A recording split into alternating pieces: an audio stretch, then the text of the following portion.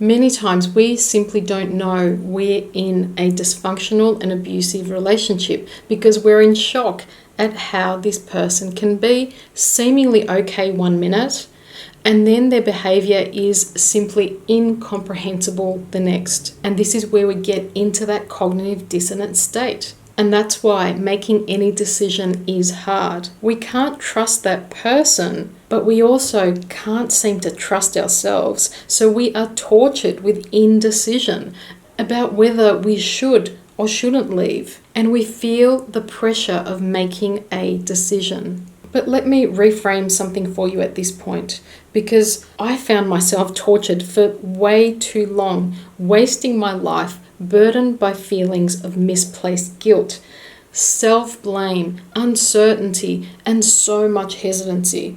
And this is the clincher. The decision is not yours to make. By their behavior, they've already decided for you. There's nothing for you to decide.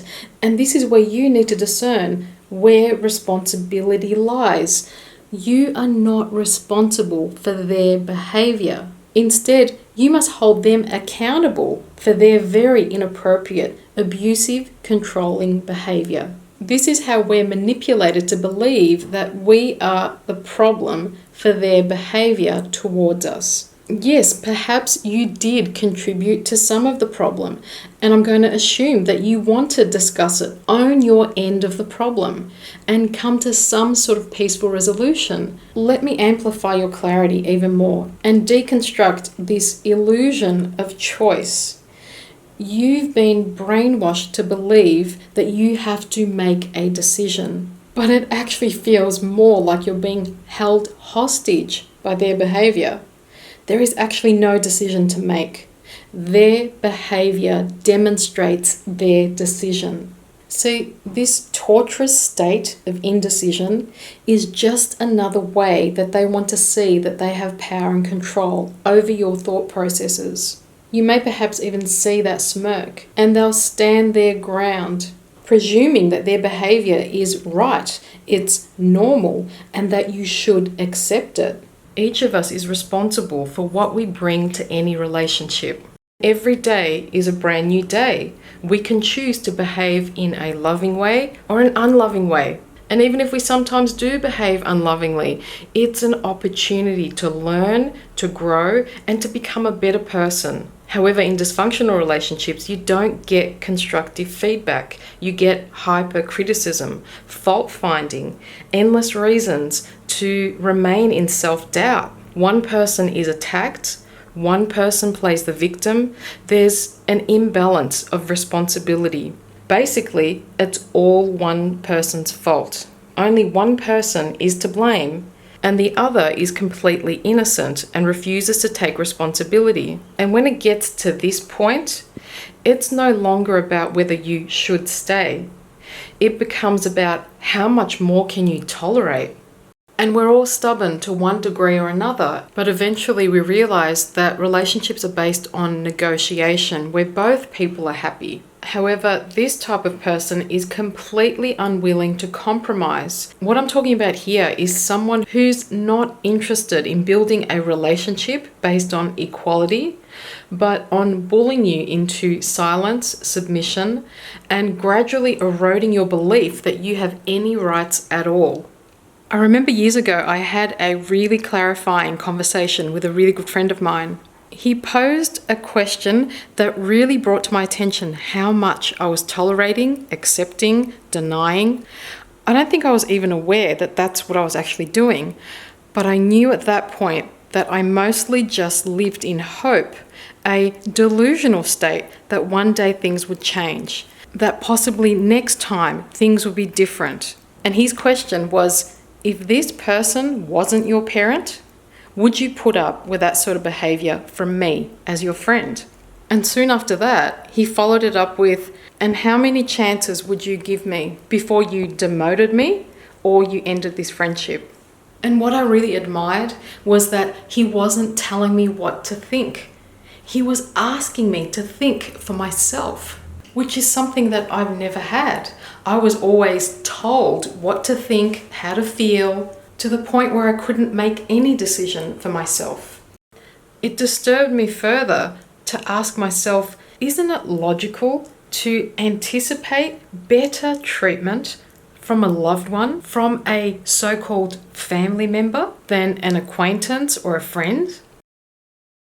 When we get stuck in this type of indecision, it's how we hold ourselves hostage, emotionally stuck in indecision, guilt, where we put our life on hold because our focus is diverted on what we have to do instead of what's required of them. So that indecision supports their lack of accountability and irresponsibility for their abusive behavior. And in these type of relationships, we increasingly just become more and more tolerant of neglect, disregard, being humiliated. And just as we've reached our limit, there's always one incident that I can liken to the straw that broke the camel's back. And that's when you'll notice they will suddenly try to mesmerize you back with some grand gesture, or they'll start overcompensating. And both feel very insincere, yet very convincing. If they start believing that you're actually going to leave the relationship, then the standard procedure becomes to play the victim, where they will elicit emotions, they want you to feel sorry for them, and if that emotional ploy doesn't work anymore, that's when you'll see the anger, the rage, the entitlement. Notice how all these behaviors are actually meant to divert your attention, deviate from them taking any responsibility, and redirect your focus so they're not accountable. And if you defend yourself, get emotionally flared up or really upset, then they've successfully accomplished their mission. And that's what's called digression, a temporary departure from the main subject, which is to hold them accountable for what they're irresponsible for. So it's a very predictable pattern of behavior in dysfunctional relationships. The reason why I'm describing so many details is to offer you insights into the nature of toxic relationships so you recognize that they aren't special. In fact, they're really predictable and are actually really boring after you've seen these episodes repeated about 10 times. We end up stagnating, and if we're not growing, we're slowly dying. I think what most of us were never educated about is about what actually constitutes as dysfunctional behavior. Because somehow we just learn to accept verbal abuse, living in fear, things like love, sex, and affection being conditional and used as reward and punishment. We don't know when boundaries have been violated. These challenging behavioral patterns are difficult to break for anybody, especially if we've come from dysfunctional families. But if the other person is not self-aware and if they're unwilling to change, it's just a matter of time before the bond or any remote feelings of intimacy or trust are completely destroyed. These relationships generally don't get better with time. They get worse. Unless, of course, both participants have a willingness toward repairing, healing, and being accountable. And let's remember here that changed behavior is the only indication that someone is sincerely sorry or that they're genuinely invested and they value the relationship.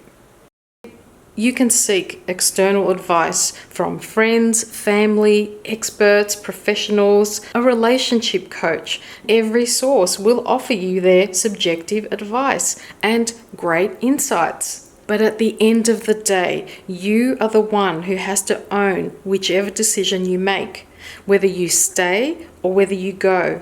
Both decisions will mean you're confronted with a list of challenges. Theory and practice are two different things. I think it's important to withhold our judgment of someone who chooses to stay and perhaps consider how afraid and how vulnerable they must be feeling. They're usually financially bound. They've got children to think of. They're emotionally enmeshed. So leaving is a process. It takes careful, strategic planning. To decide for someone point blank that they should leave, it just demonstrates a lack of understanding about how difficult these situations often are to disengage from. Anyone else's judgment often makes things much worse. And education is important, but we can't motivate someone into a decision that we feel is best for them. That person needs to know that their life is a result of the decisions they made or they didn't make for themselves. Again, it's about self-accountability. I think one of the most loving and compassionate things that we can do is tend to our own garden and allow the example of our life to inspire people. And that's the difference between motivation and inspiration. Motivation is from an external source where you need someone to constantly remind you of something, whereas inspiration is something that's triggered within someone's own heart. And if you do decide to leave, it usually means that you've empowered yourself with information. You've gained some skills to be strong enough to draw the line. You've developed a sufficient amount of self-worth to leave a dysfunctional relationship. And that's a difficult choice too, for different reasons. It's going to take a lot of emotional resilience to sever ties, to establish boundaries, to be more autonomous in the world. And in my humble opinion, and what I've seen, for either decision to be successful, they both require planning. And if I could offer you something of value from my journey in regards to this, I think I would say, please don't be afraid of losing certain people, but instead be more afraid of losing yourself.